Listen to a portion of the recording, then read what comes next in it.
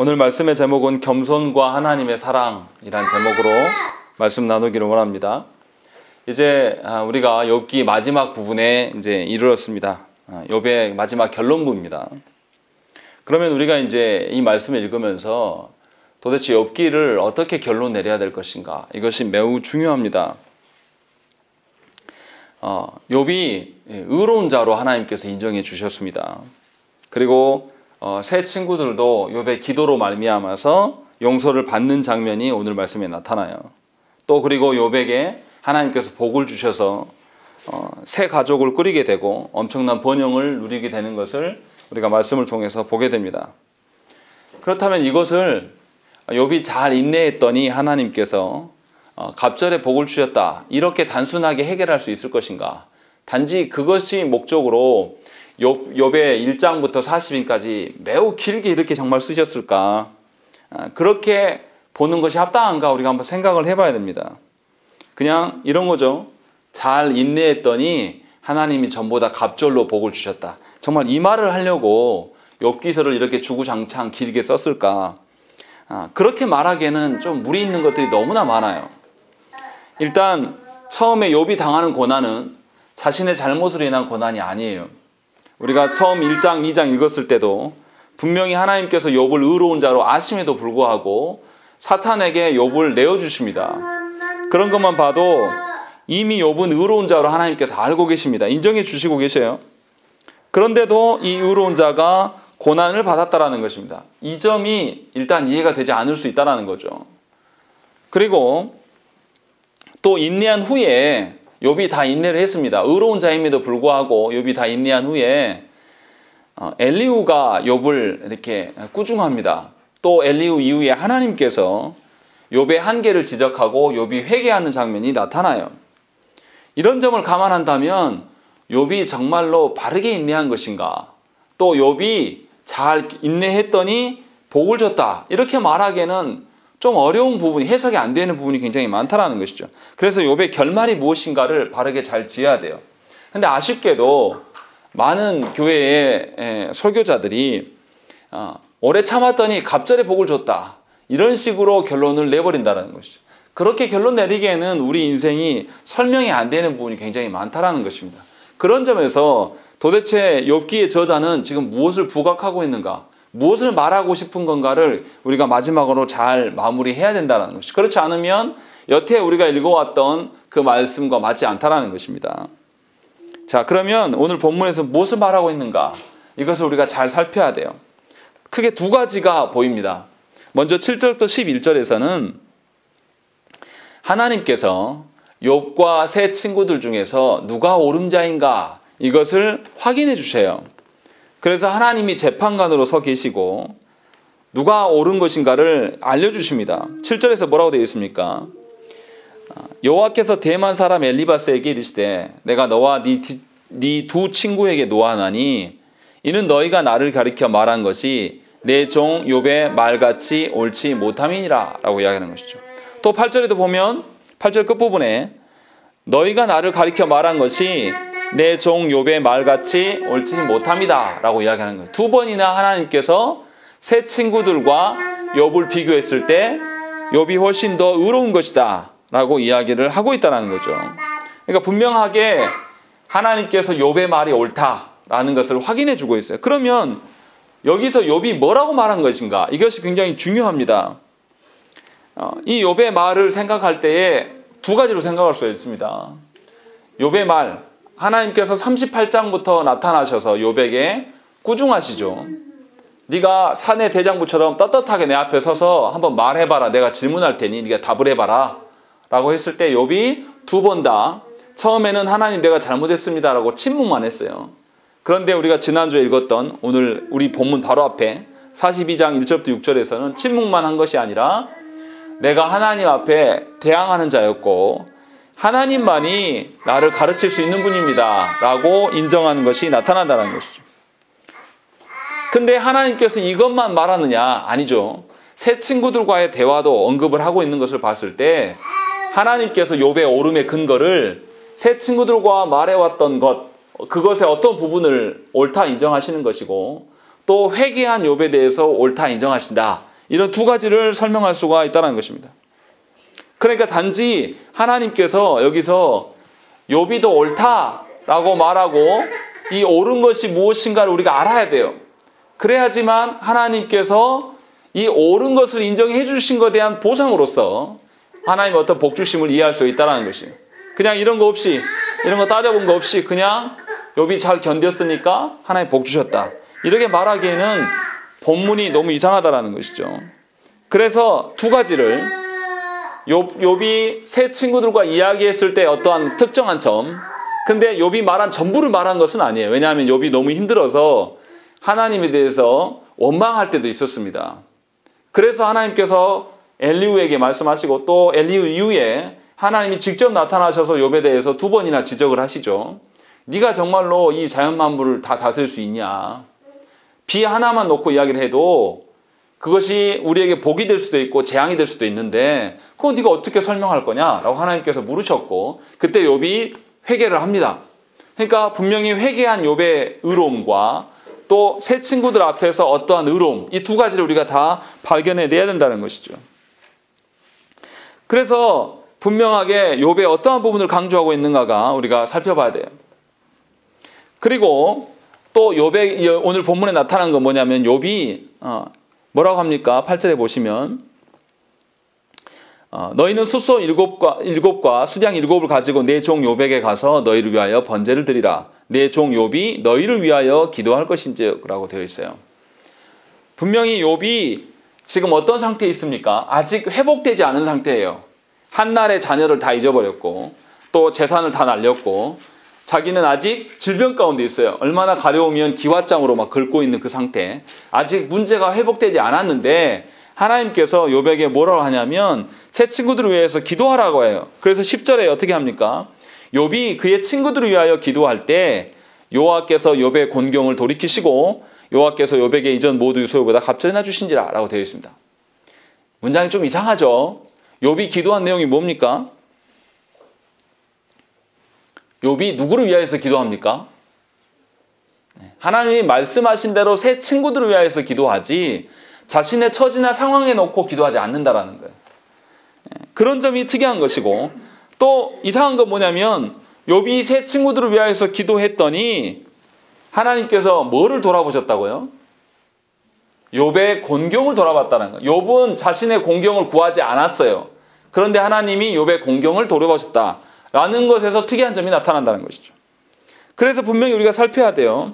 그러니까 욥이 하나님의 기도하라고 새 친구들을 위하여서 기도하라고 할 때 하나님 지금 내가 죽겠는데 내가 옳다며요. 그럼 내 문제를 해결해 줘야 될 거 아닙니까? 라고 이렇게 하지 않았어요.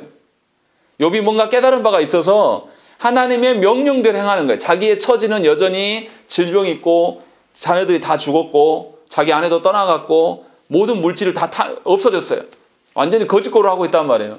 그런데 자신의 처지를 따라서 말하지 않아요. 이제 욥이 분명하게 회개했고 회개하였기 때문에 그가 하나님이 명령하신 대로 새 친구들을 위하여서 기도하는 거예요. 새 친구들은 먹고 살만합니다. 아픈 데도 없어요. 그런데 이 새 친구들이 하나님을 어떤 식으로 판단했냐면 인과응보의 하나님. 그러니까 욥이 고난당하고 있으니까 네가 지금 어려운 거는 네 죄 때문에 그런 거야. 네가 잘못 살아서 그런 거야. 그래서 회개해. 이렇게 말한 것을 하나님이 꾸중하셨죠. 하나님이 의로운 자에게도 고난을 주실 수 있다라고 분명히 말씀했고 네가 아는 그 한 가지 하나로 하나님을 판단하지 말라고 분명히 하나님이 말씀하셨어요. 그런 점에서 이들을 위하여서 기도하기보다는 형편상 우리가 생각할 때는 욥 자신을 위해서 기도해야 된대. 그런데 욥은 하나님의 명령대로만 하고 있어요. 이런 점에서 욥이 엄청난 태도가 변화됐다는 거예요. 전에는 자신의 처지와 이해할 수 없는 고난으로 인하여서 죽을 것 같다. 차라리 내가 태어나지 않았으면 좋겠다. 하나님은 왜 나한테 이러시는지 내가 도저히 이해를 못하겠다. 라고 계속 그렇게 이야기했었어요. 그런데 욥이 태도가 달라졌다는 거. 이 점에서 욥의 변화가 있는 것입니다. 이 점을 봐야 되는 것이고 또 12절부터 17절까지 하나님께서 욥을 회복시키는 것이 나타나요. 근데 보세요. 12절에 뭐라고 되어 있습니까? 여호와께서 욥의 말년에 욥에게 처음보다 더 복을 주셨다라고 되어 있습니다. 욥이 회복되는 그 원인, 이유가 뭐냐면 하나님이시다라고 라고 이야기를 하고 있는 거예요. 그러니까 회복의 주체가 욥 때문이 아니에요. 욥기서를 다 읽어놓고 나서 욥이 순종했으니까 하나님이 복 줬다. 욥이 잘 참았으니까 하나님이 복 줬다. 이렇게 말하면 안 된다는 거죠. 분명하게 성경에서는 여호와께서 복을 주신 거다라고 이야기하는 거예요. 이것이 중요한 포인트입니다. 그러니까 하나님께서 모든 결과를 주장하시는 거예요. 정리하면 이런 겁니다. 욥이 하나님께서 욥에게 너 새 친구들을 위해서 기도해라 라고 했고, 욥은 따지지 않고 자신의 처지를 말하지 않고 하나님 명령대로 새 친구들을 위해서 기도했어요. 그러자 하나님께서 그의 순종을 보시고 그에게 복 주신 거예요. 근데 여기서 우리가 이해해야 될 것은 뭐냐면, 하나님께서 우리에게 빚지지 않았어요. 하나님께서 욥에게 무엇인가 빚져가지고 무조건 줘야 되는 게 아니에요. 하나님 주권이에요. 욥이 순종해도 안 주실 수 있어요. 하나님 마음이라는 거죠. 그런데 하나님께서 긍휼히 여기셨기 때문에 하나님의 일하심으로 말미암아서 욥에게 뭔가 변화를 일어난 거예요. 지금 욥기 저자는 그 이야기를 하고 싶은 거예요. 그래서 분명하게 여호와께서 이렇게 하셨다라고 이야기를 하고 있고, 그렇게 정리를 해나가고 있다는 것이죠. 이것은 제 생각이 아니라 성경에서 야고보 선생도 똑같이 이야기를 합니다. 야고보서 5장 11절 말씀 보면 뭐라고 되어 있냐면, 보라, 인내하는 자를 우리가 복되다 하나니 너희가 욥의 인내를 들었고 주께서 주신 결말을 보았거니와 주는 가장 자비하시고 긍휼히 여기시는 이시니라 라고 되어 있습니다. 야고보 선생도 뭘 강조하냐면 욥의 인내와, 그 다음에 욥의 인내했기 때문에 결말을 주신 것이 아니라 뭐라 그러냐면 주께서 주신 결말이다. 욥이 상관없이, 욥이 뭐 하든지 말든지 상관없이 결말을 하나님께서 주장하신다. 이 두 가지를 이야기를 하고 있는 거예요. 그래서 하나님은 가장 자비하시고 긍휼이 많으신 분이다 라고 이야기하는 거예요. 그러니까 욥기 전체에서 주제가 욥이 아니에요. 욥기 전체의 주제는 누굽니까? 하나님이셔요. 하나님.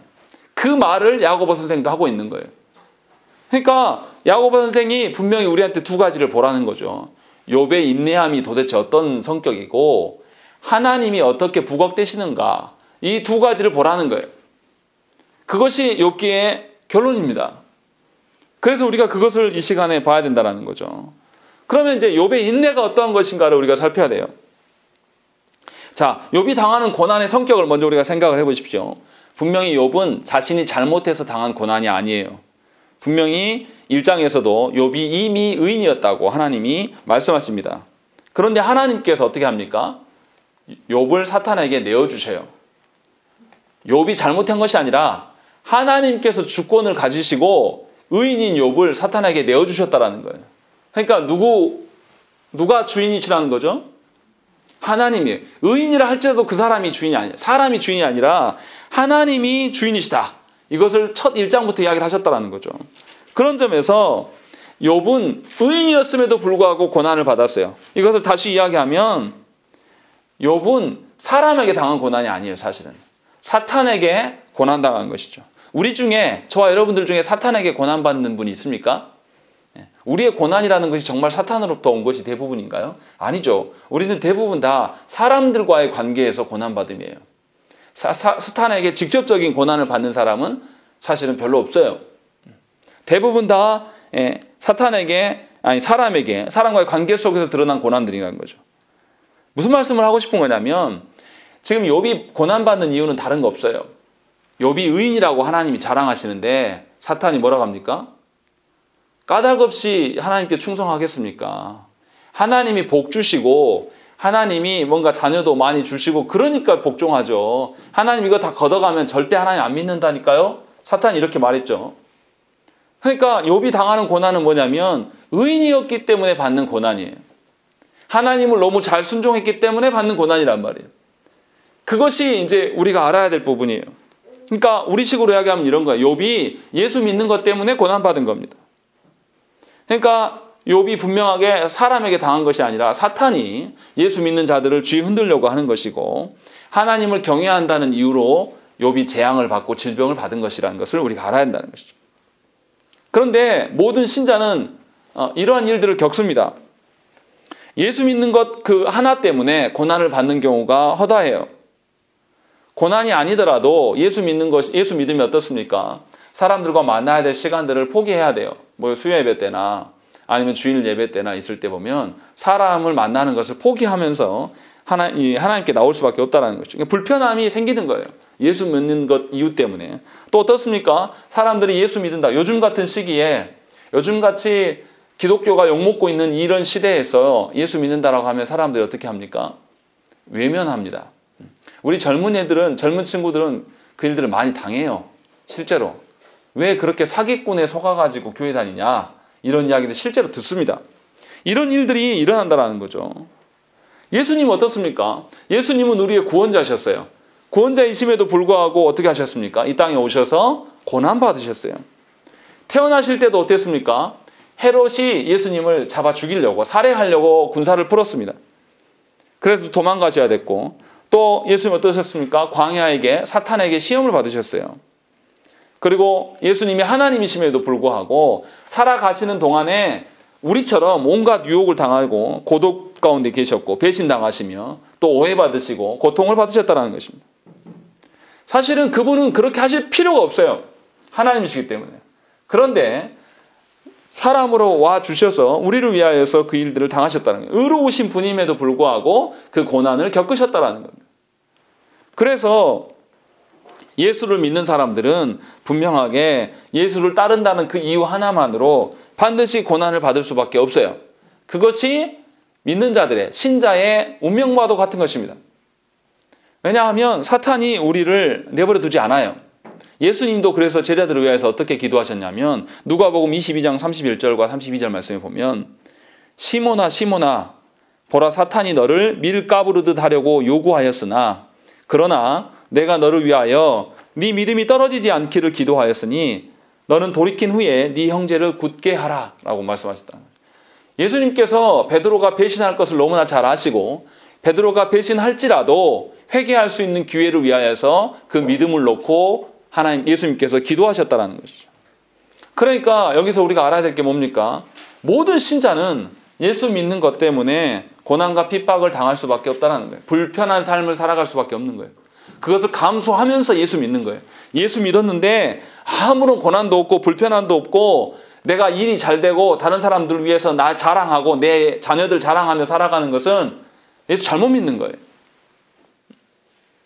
예수 때문에 불편함이 전혀 없다라면 예수를 잘못 믿어도 한참 잘못 믿는 겁니다. 성경에서는 분명히 모든 예수 믿는 자들은 예수께서 이 땅에서 사신 것처럼 고난 가운데 있을 것이다 라고 말씀하셨다는 것입니다. 그러면 욥이 지금 이렇게 자신이 의인인데 고난을 받았단 말이에요. 그럼 이 고난을 어떻게 인내했는가? 이게 중요한 거죠. 분명히 욥이 어땠습니까? 자신이 잘못한 게 아니에요. 분명히 의인임에도 불구하고 자기가 고난을 받았어요. 그러니까 너무 힘들고 괴로웠죠. 생각해 보세요. 한나라의 재산, 그 많던 재산을 싹 잃어버렸어요. 그것도 놀라운데 한날에 또 어떻습니까? 10자녀를 싹 잃어버립니다. 제가 만난 분들 중에서 자녀를 먼저 앞세우고 온전한 정신에 살아가기가 사실은 어려워요. 대부분 다 자녀가 먼저 떠나보내면 충격이 어마어마합니다. 그 부모의 심정이 어떠하겠습니까?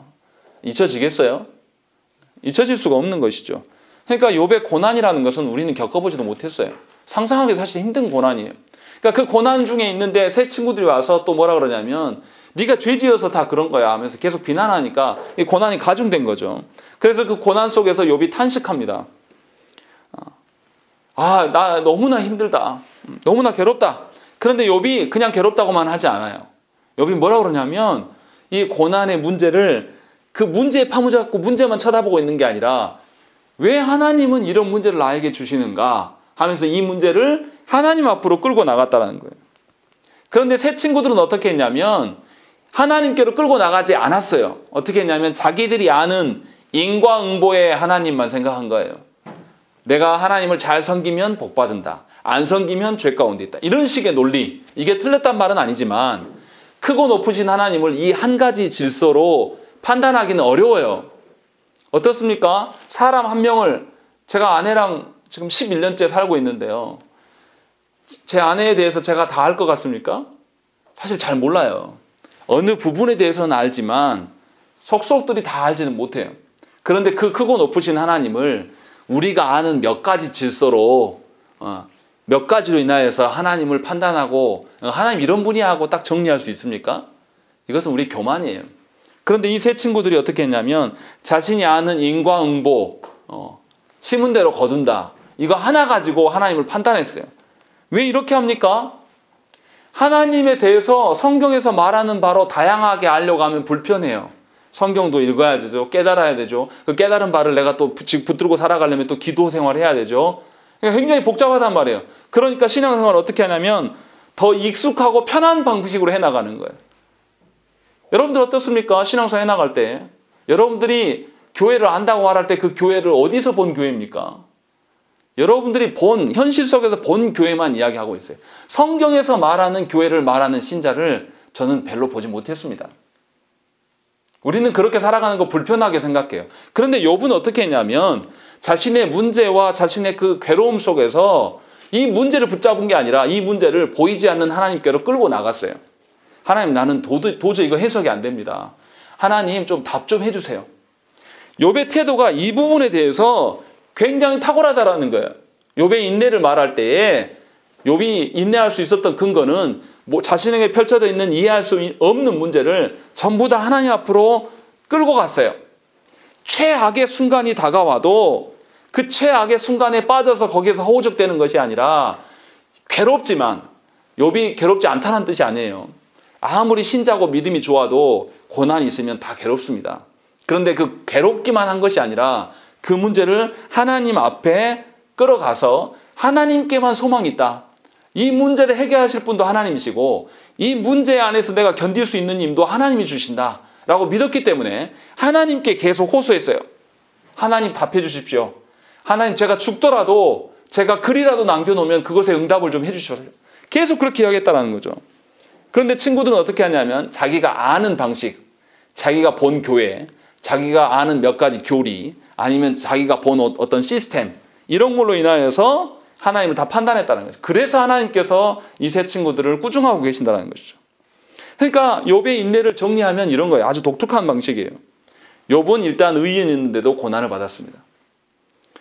우리에게 적용하면 모든 신자는 신자이기 때문에 반드시 고난을 받는다는 것이고, 이것이 억울할 수도 있지만 모든 신자는 인생에서 해결되지 않는 문제를 분명히 갖고 살아간다는 점이에요. 그리고 그 문제로 인하여 신자라면 누구나 인내를 요구받습니다. 하나님께서 우리에게 인내하라고 분명히 말씀하신다는 거죠. 그런데 여기서 말하는 인내는 그저 견디는 것을 말하는 것이 분명히 아니에요. 무슨 말씀입니까? 욥도 그냥 견딘 게 아니라 이 문제를 다시 하나님께로 끌고 나갔다는 거죠. 그러니까 해결되지 않고 끝날 것 같지 않은 그런 긴 기다림 속에서 우리가 무엇을 구해야 되냐면 하나님을 구해야 돼요. 욥이 하나님께 칭찬 들은 것이 바로 이 점이에요. 하나님을 갈망했습니다. 왜냐하면 이 땅의 어떤 것도 자신의 문제를 해결할 수가 없어요. 욥이 친구들과 대화하면 할수록 뭘 느꼈습니까? 이 사람들은 답을 줄 수 없다는 걸 깨달았단 말이에요. 그래서 더더욱 하나님께 향해 나아갔다는 거예요. 그런데 우리는 어떻습니까? 고난이 오면 누구 찾아갑니까? 친한 사람들, 내 마음 좀 내 속 알아주는 사람들, 그리고 거기 가서 그 사람하고 대화하면서 싹 풀어버려요. 하나님 의존하지 않습니다. 그래서 고난이 와도 기도하지 않아요. 뭐합니까? 사람 쫓아다니는 거예요. 그것도 내 마음 들어주는 사람.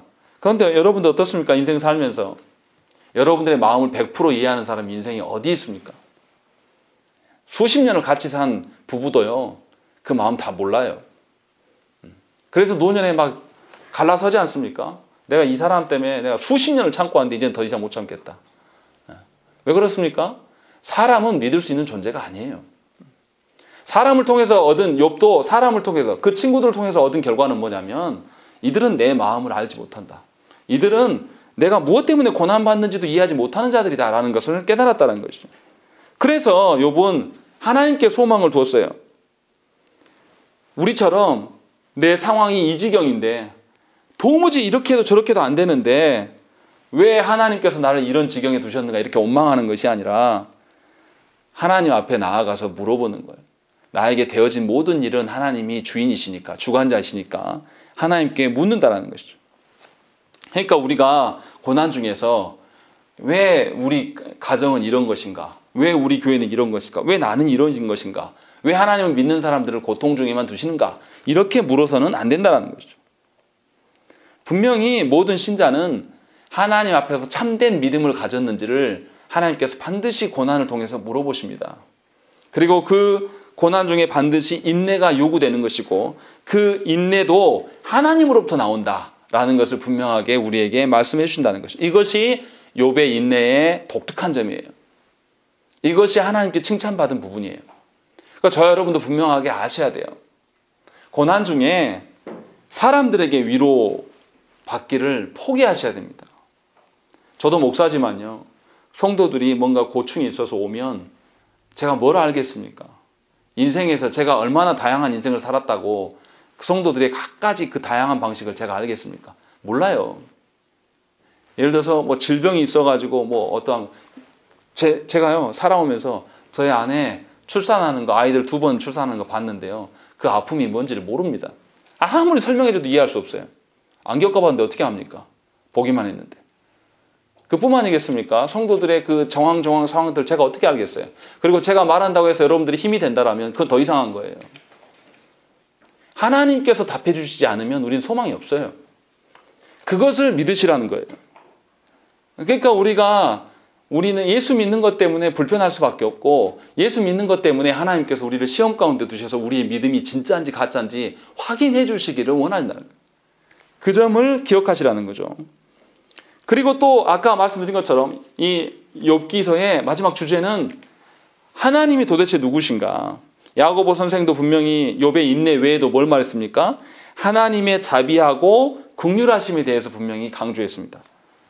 근데 이 상황에 하나님이 정말 자비하고 긍휼하신 분이다 이렇게 말할 수 있습니까? 하나님이 먼저 시작하셨어요. 욥이 의인이었는데 하나님이 사탄에게 욥을 내어줬어요. 그래서 어떻게 됐습니까? 한날에 10자녀가 다 죽었습니다. 재산도 다 없어지고 병까지 생겼어요. 그래서 아내도 어떻게 합니까? 차라리 하나님 욕하고 죽어버려라. 그리고 떠나갔단 말이에요. 다 이게 하나님으로부터 시작된 거예요. 근데 이게 어떻게 하나님의 긍휼과 자비입니까? 이거 진짜 이상한 거죠. 고난을 하나님께서 주신 거예요. 욥이 만든 게 아니라. 그런데 성경에서는 분명하게 하나님이 긍휼하시고 자비하시다. 특히 욥기서에서 그것을 강조. 어떤 방식인가를 우리가 이제 봐야 돼요. 6절 한번 읽어보겠습니다. 6절 읽겠습니다. 시작. 그러므로 내가 스스로 거두어들이고 티끌과 제 가운데에서 회개하나이다. 예, 욥이 하나님 앞에서 회개한다고 고백합니다. 이 말이 뭐냐면 욥의 세 친구들이 그 말이 옳다는 것을 인정한 것이 아니에요. 욥이 지금 회개하는 것은 세 친구들이 말이 맞았습니다. 그 말을 하려고 하는 게 아니라 자신이 이해하지 못하는 말, 너무나 고통스러워서 이해하지 못하는 말을 하면서 하나님이 인간으로서 정해놓은 한계를 뛰어넘으려고 했어요. 우리는 인간이어서 인간이라고 한 어떤 한계가 있어요. 그 이상하치를 못한단 말이에요. 예를 들어서 쉬운 이야기로 말하면 이런 거예요. 달팽이 한 마리가 있는데 달팽이가 하루에 갈 수 있는 거리가 얼마나 되겠습니까? 기껏해야 여기 예배당 두면은 하루 종일 걸어가 봤자 예배당 벗어날까요? 못 벗어나겠죠. 그런데 달팽이가 스스로 왜 나를 이렇게 지었냐? 나 지금 빨리 가서 어디 가고 싶은데 이렇게 말할 수 있습니까? 그것은 스스로 나 달팽이 아니요 라고 선언하는 것과 똑같은 거예요. 지금 욥이 지금 계속 이야기한 것은 뭐냐면 욥이 하나님께 회개한 내용은 뭐냐면 자신이 인간임에도 불구하고 자신의 그 고통당함을 알 수가 없어요. 알 수 없는데도 하나님께 계속 뭐라고 했냐면 알려달라고. 어떻게 보면 믿음일 수도 있지만 어떻게 보면 하나님 향한 대적일 수도 있는 것이죠. 그 부분을 이야기한 것이에요. 그러니까 인간으로서 하나님께서 분명히 한계를 지어놨는데 거기를 넘어서면서 하나님께 넘어서는 그런 주권에 도전하는 행동들을 본인이 발언했다는 것이죠. 그래서 그 부분을 놓고 하나님께 회개하고 있는 거예요. 하나님 뭐라고 했습니까? 하나님께서 피조세계뿐만 아니라 또 리워야단이나 베헤못 같은 그런 괴물들을 네가 다스릴 수 있냐라고 물어봤어요. 하나님. 그때 욥이 다스릴 수 없음을 깨달았어요. 그러니까 욥이 자신이 아무리 의롭다고 할지라도 하나님 앞에서는 훨씬 낮은 존재임을 알아야 돼요. 그래야지 제자리를 찾아갑니다. 그것이 아니고 자신 스스로 굉장히 높고 교만하다고 생각하면 이 사람은 바르게 살아갈 수가 없어요. 어떻습니까? 인생을 마주할 때, 특히 저도 우리 자녀들한테 이야기하는데 어떤 어려움이 닥치고 내 마음대로 안 될 때 저는 항상 그 이야기해요. 네 마음대로 안 되니까 더 해봐라. 교만한 사람들 어떻습니까? 한번 해보고 안 되면 이건 나한테 필요 없는 거야 하고 안 한단 말이에요. 근데 겸손하고 배우려고 하는 사람은 어떻게 해요? 안 되면 더 해봅니다. 그러니까 인생 살아갈 때도 겸손하고 낮은 자세로 있는 사람이 처음에는 더딜지 몰라도 하나하나 배워가는 거예요. 그래서 어떻습니까? 세상 사람들도 인생은 죽을 때까지 배우는 것이라고 이야기를 하는 거예요. 근데 우리는 어떻습니까? 우리의 삶의 가치관들은 저만 그런 것인지 모르겠는데 배움은 언제 한다고 생각하는 거예요? 배움은 20살 밑에 정도는 하고 이제 20살 때부터는 내가 어른이다라고 다 생각해요. 우리 젊은이들도 그래요. 배우려고 하지 않습니다. 나이가 점점 들어가면 들어갈수록 어떻습니까? 점점 배우기 싫어해요. 그냥 자기가 살아온 가치관 것을 가지고 그것을 꾹 잡고 안 놉니다. 그래서 젊은 사람들이 이런 사람을 보고 뭐라고 해요? 꼰대라고 하는 거예요. 절대 배우려고 하지 않습니다. 소통하려고 하지 않아요. 자기가 아는 그 교만함에 사로잡혀요. 그래서 어떻게 살아갑니까? 자신이 아는 것만으로 세상을 다 판단하려고 하는데 이게 해석이 됩니까? 안 돼요. 사실은 세상에서 살아가는 것에서 가장 좋은 것은 뭐냐면 겸손한 거예요. 자기 스스로 자신의 자리를 낮추고 겸손하게 살아가는 사람이 성장하게 돼 있어요. 하나님께서도 하나님 앞에, 특히나 그 크고 높으신 하나님 앞에서 우리는 어떤 자가 되냐면 낮춰지는 자가 돼야 돼요. 그래야지만 하나님의 크고 높으심을 알게 돼요.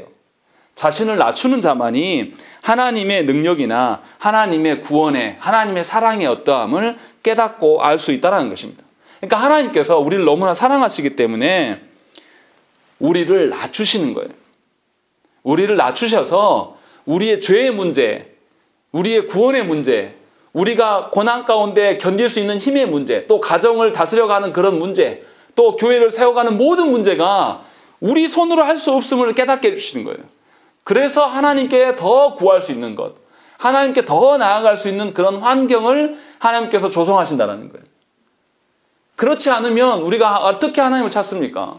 여러분들 중에 스스로 자기 자신을 낮춰서 하나님 몰랐었는데 내가 겸손하게 생각해 보니까 창조주가 하나님이고 구원주가 예수님이더라 라는 걸 알고 예수 믿으러 나오신 분들이 있습니까? 저는 한 명도 못 봤습니다. 그런 사람 없어요. 다 하나님께서 뭔가 문제를 주고 괴롭게 하시고 그 문제를 해결할 수 없게 만드셨기 때문에 그때서야 하나님을 찾는 거예요. 신을 찾는 거예요. 문제가 해결되면 절대 하나님 안 나옵니다. 예수 믿어도요. 어쩔 때 기도합니까? 자기 힘으로 안 될 때 기도해요. 참 더 좋은 방법은 자기 힘으로 해보기 전에 그냥 하나님께 묻고 기도하는 게 사실 제일 좋은 방법이거든요. 근데 우리는 교만해서 하나님께서 막으셔야지만 겨우 기도나 하는 정도예요. 그렇게 교만하단 말이에요. 우리가 타락해서 그런 교만한 주의에 있어요. 아담과 하와가 어떻게 했습니까? 왜 선악과를 먹었습니까? 하나님처럼 될 수 있다라는 뱀의 말에 그렇게 될 것처럼 생각을 한 거예요. 그래서 하나님으로부터 독립하고 싶은 거죠. 우리 신앙생활 할 때 어떻습니까? 하나님께 의존하며 살아가는 것이 얼마나 불편합니까? 가정을 세워도 자녀를 양육하는 것도 내가 살아가는 것도 다 하나님께 물어봐야 돼요. 그래서 신앙생활 할 때 여러분들 말씀대로 사십시오. 말씀대로 살려면 말씀도 읽어야 되고요. 그 말씀 가지고 살아보면서 또 회개 기도도 해야 되고요. 하나님께 물어봐야 돼요. 그래서 말씀 생활도 하고 기도 생활도 해야 되고 여러분들이 그렇게 예배 생활도 해야 됩니다. 막 강조. 이게 얼마나 불편합니까? 그래서 예수 어느 정도 믿고 교회 돌아가는 거 좀 시스템 알면 어떻게 합니까? 그때부터 직분을 갖게 되면 안 들어요. 자기가 제일 잘 알거든요. 이때쯤 되면 교회에서 뭐 하더라 이런 식으로 살아가요. 그러니까 하나님 의존하지 않는 것이죠. 그냥 본인이 하나님 돼가지고 살아가는 거예요. 굉장히 교만합니다. 그리고 그 교만한 사람이 교회를 무너뜨리고 하나님 이름에 먹칠하는 거예요. 그런데 하나님께서 사랑하는 사람들은 이 교만함을 다 내려놓게 하시는 거예요. 보세요. 우리가 어떤 문제를 갖고 기도했습니다. 기도했는데 그 문제가 해결이 돼요. 그럼 우리가 너무 좋아서 어떻게 합니까? 나 이거 문제 해결받았다고 말하고 다녀요. 그럼 사람들이 이제 우러러보기 시작하죠. 그럼 뭐가 생깁니까? 교만이 생겨요. 교만이 생기면 이제 자신감이 생기죠. 자신감이 생기면 하나님을 의존하지 않아요. 그때부터 뭐 하냐면 하나님으로부터 독립하려고 합니다. 하나님 없어도 내가 생각해 보니까 내가 예수 믿어 보니까 이래. 이런 말 하기 시작하는 거예요. 그러니까 잘 들어보세요. 설교자가 자기 이야기하는 것인지 하나님 이야기하시는 건지 잘 구분하셔야 돼요. 극동방송이나 뭐 CTS에서나 방송 나오는 것들 가만히 들어보면 자기 말하는 목사들이 상당히 많아요. 자기가 뭐 해봤더니 이러더라. 믿지 마십시오. 다 거짓말이에요. 하나님 앞에서 하나님이 하셨기 때문에 우리가 그런 거예요. 하나님 앞에서 우리가 이처럼 겸손하게 살아가는 것이 너무나 중요합니다. 이 세상에서 성공하면 뭐합니까? 그 성공이 우리를 얼마나 보장해 줍니까? 우리 영혼까지 보장해 줍니까? 그런 성공은 이 세상에 하나도 없어요. 오히려 하나님께서 우리를 사랑하시기 때문에 성공 가도를 달리는 우리들을 꺾어버리시는 거예요. 그리고 하나님 앞에 그 교만한 마음을, 자신감으로 꽉 찬 마음을 내려놓게 하시고 하나님으로부터 독립되는 삶을 하나님 막으셔요. 그리고 낮추신단 말이에요. 그러니까 하나님께서 자신의 사랑하는 사람을 진짜 사랑하기 때문에 낮추시는 겁니다. 이걸 아셔야 돼요. 여러분의 인생이 여러분의 뜻대로 나는 내가 이렇게 하고 내 마음대로 살았어. 나는 이것도 잘하고 저것도 잘하고 내가 얼마나 교회 잘생겼는지 몰라. 이렇게 말하는 사람 치고 말씀 듣지 않습니다. 듣고 있는 척은 해도 절대로 말씀대로 살지 않아요. 하나님께서 그런 자들을 더 낮추시면서 더 고난 가운데 두시면 인생에 괴로움을 주신다는 거예요. 왜요? 그를 살리시기 위하여서. 하나님으로부터 완전히 독립해서 자기 마음대로 살다가 지옥불에 가는 것을 하나님 막으시기 위하여서 분명하게 우리를 낮추신다는 거예요. 다시 말하면 이런 거예요. 하나님께서 우리를 낮추셔서 당신의 자녀되게 하시고 구원의 반열에 서게 하시기 위해서 우리를 너무 사랑하시니까 우리를 낮추시는 거예요. 현명한 부모는 어떻습니까? 자녀에게 잘한다만 하지 않습니다. 자녀가 잘못하면 호되게 엄하게 다스리는 것이 현명한 부모예요. 우리 시대에 저희 지금 젊은 가족들이 안타까운 건 뭐냐면 자녀를 하나 둘만 낳아요. 뭐 저도 둘밖에 안 낳아서 할 말은 없습니다만 뭔가 아이들이 다른 친구들하고 뭐 다툼이고 일어나면 자기 새끼 돌보느라고 정신이 없어요. 무조건 남의 새끼는 피해자 만들고 싶어요. 요즘 부모들이. 그래서 제가 안타까운 거는 이 어린 아이들을 입에서 뭐냐면 학폭 신고해버리겠다. 초등학교 3학년짜리들이 그런 말 하고 다녀요. 제가 초등학교 3학년 때 생각해보면 애들하고 싸울 수도 있고 그게 애들의 문제였지 부모들이 다 자기 아이들 단속하느라고 바빴어요. 그 시대에는. 우리 부모님들은 그러셨어요. 그런데 어찌 된 것인지 우리 시대는 뭐냐면 자기 애기가 잘못했다고 말하는 부모는 한 명도 찾아보기 힘듭니다. 전부 남 탓만 해요. 아이가 뭘 배우겠습니까? 사람 간에 함께 살아가는 것을 지금 어렸을 때 배워야 되는데 배울 기회가 없어지는 거예요. 그런데도 어리석은 부모들이 어떻게 합니까? 자기 자녀만 잘한다 이야기하는 거예요. 낮추질 않아요. 자기 자녀가 낮아지고 겸손한 가운데 서서 뭔가를 배우게 만드는 그런 태도를 아예 상실해버리는 거예요. 우리가 그렇게 만들고 있는 거예요. 그래서 우리 시대가 아픈 겁니다. 그래서 아이들이 어른들을 봐도 인사하지 않아요. 저 어렸을 때는 인사 안 하면 동네 아무나 막 보고 막 뭐라고 했어요. 너 왜 인사 안 하냐? 모두 다 선생님이었어요. 근데 우리 시대는 자녀들에게 이야기해도 아이들도 들은 척만 척해요. 처음 본 사람한테 말도 대답하지 마라 이렇게 배우기 때문에 이게 얼마나 아픈 일입니까? 그러나 분명히 성경에서는 하나님께서 우리를 너무나 사랑하셔서 우리를 낮추신다는 거예요. 그리고 배우게 하신다는 것이죠. 그런데 여기서 또 오해하시면 안 돼요. 하나님이 낮추신다는 의미는 뭐냐면 우리가 아무것도 못해가지고 자존감도 낮아져가지고 완전히 열등의식에 사로잡힌 그런 인간 만드신다는 뜻이 아니에요. 오해하시면 안 돼요. 하나님께서 우리에게 고난을 주시는데 자신을 돌아보지 못하고 계속 그 고난 가운데 머물면 이런 열등의식을 가진 신자로 전락하게 되어 있습니다. 그러나 하나님 앞에서 회개하고 하나님께 나아가는 자는 하나님 반드시 우리를 어떻게 하십니까? 실제로 의롭지 않은 존재인데도 불구하고 어떻게 해요? 의롭다라고 해주신다는 거죠. 7절부터 9절에서 말씀하신 거니까 바로 그 부분이에요. 하나님께서 2번이나 대만 사람 그 세 친구들보다 욥이 훨씬 옳다라고 말해준 건 뭐냐면 욥이 완벽하게 옳아서 이 말을 하는 게 아니에요. 욥도 분명하게 앞에서 말씀드린 대로 2번이나 회개를 했습니다. 욥도 한계가 있고 오류가 있는 사람이에요. 그런데도 불구하고 욥이 하나님을 의존하려고 하는 마음을 가지니까 그의 불안정함에도 불구하고 하나님께서 그를 의롭다고 여겨주신다는 것입니다. 이 일을 위하여서 하나님께서 어떻게 하셨습니까? 우리를 의롭게 해주시려고 어떻게 하셨습니까? 당신의 아드님을 내어주셨어요. 아드님을 내어주시고 우리 죄를 대신 짊어지고 돌아가게 하셨단 말이에요. 그래서 우리가 생명을 가진 거예요. 이것도 누구만 같습니까? 하나님 앞에서 하나님 내 죄 문제, 내 구원의 문제 내가 스스로 못합니다. 하나님 도와주세요 하고 회개하고 돌아온 사람만 예수 그리스도의 은총을 누릴 수가 있어요. 그래서 하나님께서 우리를 낮추시는 겁니다. 그러니까 신자가 살아가면서 교만하다든지 회개하지 않는, 기도 생활을 안 하는 신자는 사실 다 가짜예요. 하나님께서 절대 그를 귀히 여기실 수가 없어요. 그러니까 고난이 있을 수밖에 없고 고난 속에서 코가 쑥 빠지고 뭔가 열등식에 사로잡힌 인간으로 살아갈 수밖에 없는 겁니다. 하나님이 우리를 그렇게 하시려고 낮추신 것이 아니에요. 우리를 하나님의 그 능력으로 말미암아 우리가 의롭지 않아도 하나님을 의존하게 만들어서 의롭게 하시려고, 그리고 우리의 고난도 다 말끔히 해결하시고 우리를 통하여서 하나님의 긍휼과 사랑이 어떠한 것인가를 세상 속에서 전하게 하려고 우리를 부르셨단 말이에요. 그러면 하나님께서 우리를 세상 가운데 그렇게 쓰시려고 하면 우리를 계속 낮추시기만 있겠냐 이 말이에요. 안 그러신다는 거예요. 우리가 정말로 하나님을 붙잡고 하나님을 의지하고 하나님께서 모든 것을 하실 수 있습니다 라는 것들이 우리가 고백되어지면 그런 마음들 우리가 가득 차여져서 고난이 와도 흔들리지 않고 늘 하나님께 붙어 있더라면 하나님께서 우리를 사실 사용하실 거예요.